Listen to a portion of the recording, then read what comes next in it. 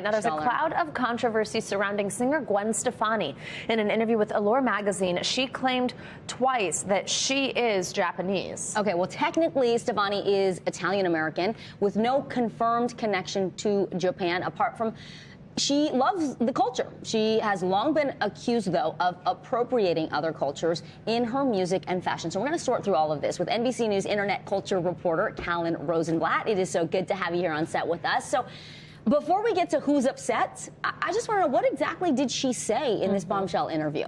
So, Vicky, what Gwen Stefani said to Allure is essentially that her father worked for Yamaha. He traveled back and forth from Japan to America with these stories that she's found so interesting of Japan, that, you know, he would describe women with blue hair or people impersonating Elvis, and she thought that was so cool. And when she went to Japan as an adult, she said, oh my gosh, this is my culture, I'm Japanese. And that's what she conveyed in this interview, that she feels she's Japanese because she's so in love with the culture of Japan. And grown up with her dad's stories about it. Exactly, exactly. But she made these remarks to an Asian American interviewer who said, you know, how lucky some white women can be to identify as Japanese but not have the experience of Asian Americans and having to worry about, you know, the model minority myth or worry about being attacked in the streets for being Asian. So, you know, there's really this conflicting feeling of her, you know, saying that she's Japanese, and also she's had past allegations of cultural appropriation. So let's talk about that. Let's walk us back here. I think apart from these comments, a lot of us probably totally recognize Gwen Stefani's Harajuku Girls era. Walk us through the criticisms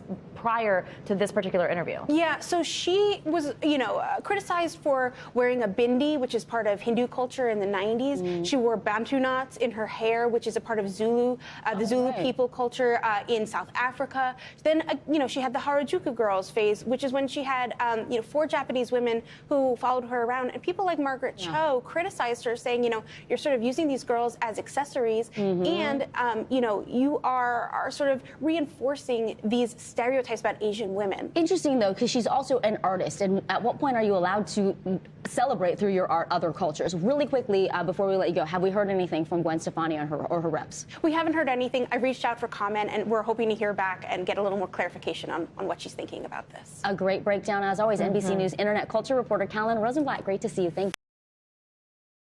Thanks for watching our YouTube channel. Follow today's top stories and breaking news by downloading the NBC News app.